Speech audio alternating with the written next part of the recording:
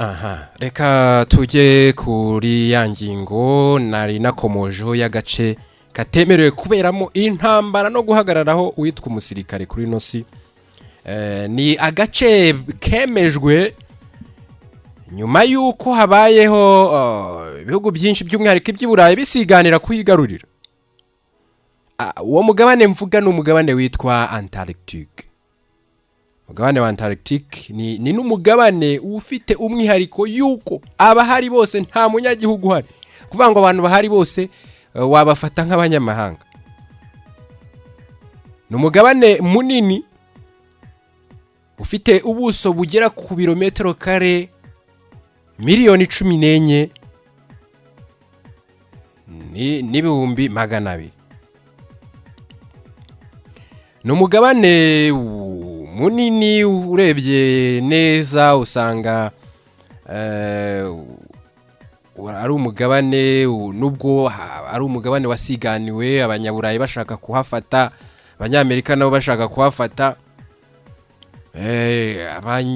Abo muri Oceania ubwo ndavuga muri New Zealand nabo baravuga bati buno butaka butagira nyirabwo wabutwara. Ibyo byatangiye ryari? Ibyo byatangiye ubwo abanyaburayi batangiye kugenda imihanda bashakisha ubutaka bushya, ari nabwo baje bamwe twumva ngo baje kuvumbura ngo baje muri Afrika batembera ngo babona amasoko ya Nili, babona ibiki. Hagati y'umwaka w'1800 n'1900 abanyaburayi benshi bari baratangiye kugenda ibice bitandukanye hirya no hino ku isi bashakisha umuntu yagera ku kirwa yabona nta muntu hasanze ati kingi icyanjye iki ngiki kiranyitirirwa. Muri buka mwaka w'1492 Christophe Colomb yarakonkobotse ageze muri Amerika aravuga ati ariko ahantu ko mbona ari hashya, ahantu ndabona ari hashya. Ibyo rero byatumye abantu benshi bavumbura ibice bimwe na bimwe, ariko umuntu wasanga nimba ari nk'umwongereza avumbuye ahantu akavuga ati rero ahantu ubwo nahacu. Uzumva hari ibirwa by'Abafaransa, ugasanga ibirwa by'Abafaransa biri mu nyanja ya Caribbean, birepfyo ngi ahantu hadafite naho hahuriye n'Ubufaransa. Ariko hakurura amateka ugasanga nuko hari abo twita inkomarume, aba explorateur bagiye mu mato bazenguruka bashakisha, yabona ahantu hari ubutaka butariho abantu cyangwa se akabona hariho abantu ariko batarasobanukirwa, agahita hamagara bene wabo ati muze murebe ahantu navumbuye. Ibi niko byagenze rero. Mugabane wa Antarctica ni umugabane uboneka mu gice cy'amajyepfo y'isi, ni mu nkondo y'isi yo hasi. Ni ahantu hakonja ariko hari ibinyabuzima, nubwo nta gihugu gihari kizwe nk'uko hano ku mugabane wa Afrika tuvuga ngo hani mu Rwanda hariya ni runaka n'ahandi ni runaka. Gusa mu mwaka w'1898 abanyaburayi bahateye amatako barareba bati ahantu tugomba kuhigabanya, bakomeza kuhasiganira rubura gice. Biza kurangira bamwe bagenda bitwikiriye bavuga ko bagiye kucukumbura kureba utunyamaswa tuhaba n'iki, ariko bamwe bagahita batanga amakuru iwabo baba bati twabonye ubundi butaka bushya munsi kuri no mu bumbe w'isi kandi nta muntu hazi. Ibi byaje gusiganirwa ku buryo ubwo intambara y'ubutita yakazaga umurego nyuma y'intambara kabiri y'isi muri za 55 gutyo, abanyaburayi benshi bashaka kujya kwashyira ibirindiro. Ubumwe bw'Abasoviete ubwo ni igice cyaje kuvamo igihugu kinini cyavuyemo ni Uburusiya, bari bakanuye hagati yabo ndetse n'Abanyamerika. Bamwe bashaka kujyana y'ingabo ariko haba hagasigane cyane, bamwe bava bataho ntago ari ahanya, abandi na bati ntago ari ahanyu ntimuhemerewe. Ibi byaje kurangira ibihugu bivuze biti rero ubwo ubutaka turi kuburwanira, igishoboka ni kimwe nuko twicara hasi tukareba nimba turi bubwigabanye nk'uko twagabanije Afrika, tugaca imbibi tuvuga ngo igihugu iki n'iki imbibi ziragarukira ahangaha n'iki kiziragarukira. Yasaba ko dukora inama tukareba niba twigabanya uno mugabane cyangwa se tureka ukagumura aho ngaho. Byatumye mu mwaka w'igihumbi 1959 ibihugu byahasiganiraga byari birimo Argentine kwa Messi, ibihugu byari birimo Australia, urumva ni murasirazuba bw'isi hiryo kure, ibihugu byari birimo Ababiligi n'igihugu cya Chili ku mugabane wa Amerika, Abafaransa nabo bari barekereje, n'Abayapani no muri New Zealand ndetse na Norvege, Uburusiya, Ubwongereza na Amerika. Baravuga bati twicare hasi twikoresha inama turebe nimba uyu mugabane tuwigabanya cyangwa se tureka twese tukawuhara tukazajya tujyaho nk'abatembereza. Icyo gihe baricaye bakora inama biyemeza kugira amasezerano ariko uburyo bwo kuwigabanya birananirana. Byari ibihugu 12 baravuze bati rero Afrika nubwo tubona ibihugu byabo bimwe na bimwe batarisobanukirwa ariko Afrika y'Epfo iragerageza. Afrika y'Epfo ni igihugu kinabamo abanyaburayi benshi, bo by'umwihariko Holandi habamo abanyaburayi benshi. Bavuga ati Afrika, kugira ngo Afrika itazava ivuga ngo twigabanije cyangwa se twafashe imyanzuro itarimo, reka dukururiremo Afrika y'Epfo bwira bihagarariye ibindi bihugu byose bya Afrika. Aha, nibwo rero bakoze ihuriro ryiga kureba nimba uwo mugabane bawigabanya cyangwa se bawureka ukuri.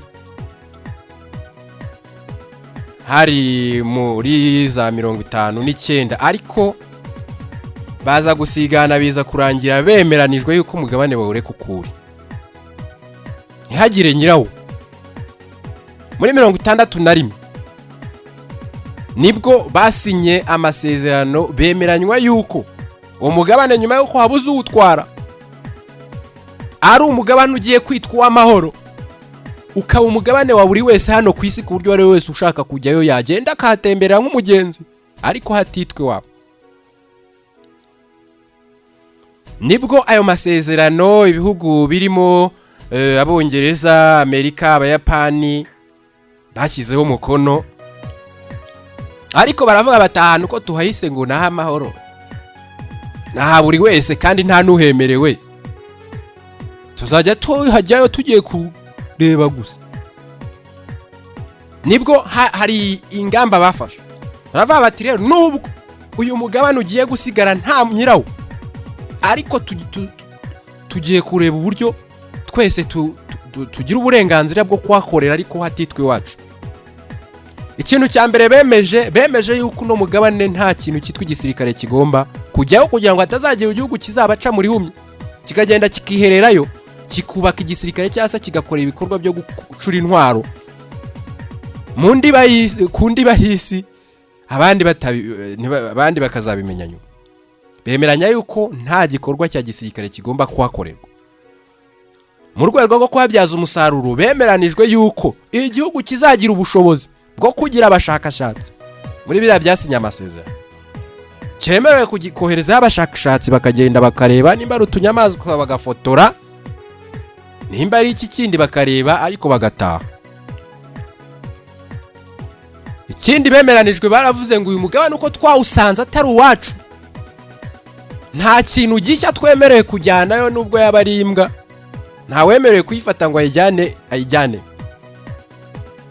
Ikindi baje kwemeranywa nuko hari inyamaswa nziza cyane bahasanze, ni inyamaswa zo mu bwoko bwa penguin, ni inyamaswa ziba mu bukonje cyane. Bemeranijwe yuko mu nyamaswa zihari nanone nta wemerewe kugira iyo ahakura, ahubwo bashobora kuyikoreraho ubushakashatsi ariko bagataha. Byaje kurangira ibihugu birimo nka za Nouvelle Zelande, Amerika, Leta Zunze Ubumwe za Amerika, Abongereza, za Argentine bagiye bahubaka amazu, ariko ari amazu ajyamo abantu bagiye kujya gucukumbura gukora ubushakashatsi bagataha. ibyo byarakomeje ariko nanone haza kwiyongeramo ibindi bihugu byari byatangiye ari 12 ko baba bati aya masezerano twagize tura ibihugu 12 mu bihugu bigize isi amasezerano ashobora kuzapfushwa aya masezerano yari yiswe Antarctic Treaty. Baba bati reka dukururemo ibindi bihugu tubyereka ibyo twemeranijwe turebe ko amasezerano bashyize umukono kuri yo bakwiyongera kugira ngo bigirire. Byaje kurangira ibyari ibihugu 12 hiyongereyeho abandi basinyateri basomye bacishamo amaso babona ko kubyo bintu bishobora gufasha. Birangira bageze kuri 56. Uyu munsi rero uyu mugabane hajyayo abantu bagiye muri bikorwa by'ubushakashatsi. Ikindi baje kwemera nuko wenda nk'amafilime ashobora kukinirwayo yewe n'ibikorwa bya bindi twahoze tuvuga by'igisirika bikaba byakoreshwa ariko mu buryo bw'imikino atari uburyo buhamye ku buryo igihugu cyagenda ngo kijyanye igisirikare n'iki. Ibingibi ariko mu kubyemeza yuko nta muntu wemerewe kuhitahe bwari uburyo bwo kugira ngo bizabafashe kureba ngo ese impinduka ku isi ibi tuvuga ngo ihinduka ry'ikirere ko twebwe wenda hangaha hariho turahari ni natwe wenda tugira uruhare mu kwangiza byinshi. Ese hantu hadatuwe hadafite umunyagihugu nize impinduka ziri kubaho. Ibyo babikoze mu rwego rwo kugira ngo barebe hantu hatagira nyeraho nimba impinduka zihinduka ry'ibihe zahibasira bityo babone ko hari gikeneye gukorwa kuko na agace kari gafite urubura rwinshi ariko uyu munsi byarazambye. Hari nayo mpamvu abashakashatsi baho batangiye gutanga inkuru zavuga bati na wa mugabane mwagerageje gusigasira ngo murebe ibya mbere ingaruka z'imirimo yanyu zatangiye kuhibasira. Uyu munsi wari umugabane ubundi utagaragaraho ibimera kubera ko hakonja cyane ariko hakaba nanone n'igice cyumagaye kitagwaho imvura kugwaho byari bigoye cyane kubera uburyo kugira ngo hazaboneke wa mwuka ushyushye ushobora kuzamuka mu kirere igicu kikaboneka. Ni ibintu byamye bigoye muri Antarctica kubera ubukonje bukabije.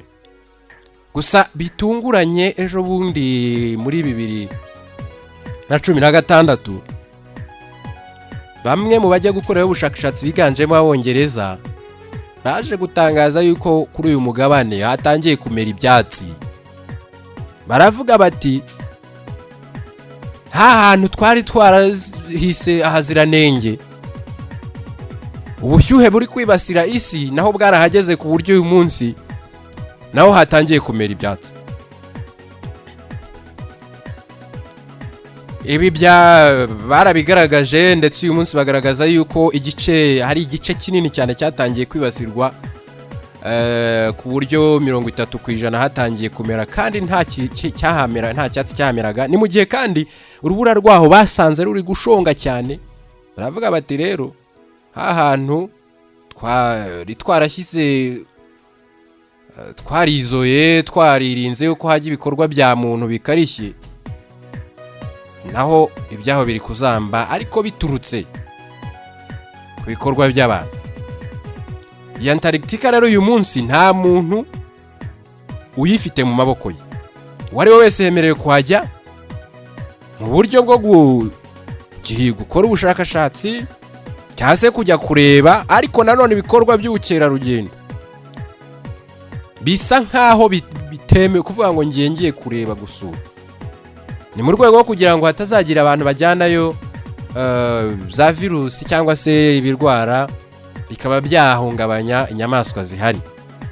Kandi ari umugabane bifuje yuko ari umugabane wasikasirwa kurusha iyindi yose.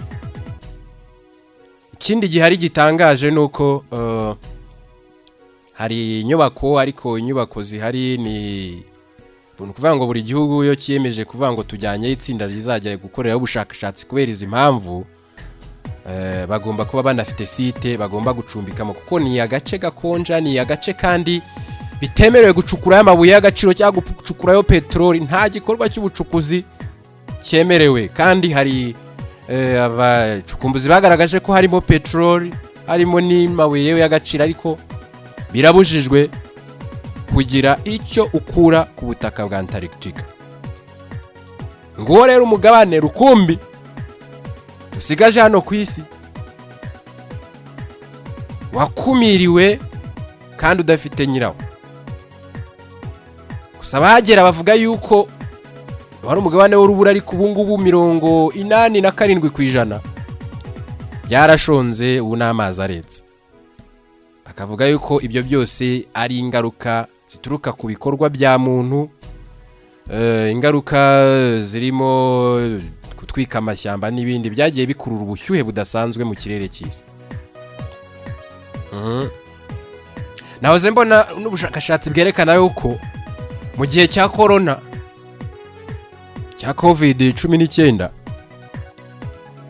ubwo abantu bari ibikorwa bimwe byari byarahagaze by'inganda, bamwe bari mu nzu muri za gahunda za guma mu rugo, igipimo cy'ubushyuhe bwo ku kwezi nacyo cyaramanutse. Baravuga bati burya ibikorwa bya muntu birazamuka bikagera no mu birometero 300 na hafi 400. Baracukumbira bavuga ngo kubera iki mu myaka ya corona ubwo inganda zitakoraga cyane, amamodoka n'ibiki byarahagaze, kuki n'ubushyuhe bwo ku kwezi bwagabanutse? Bacukumbuye basanga bya byotsi bihora bizamuka n'ubundi biteza gushyuhirana no mu gice cyo hanze y'isi. Turacyaganira ku murongo wa telefone, ndabakira. Ikiganiro ni Saru Squeeze.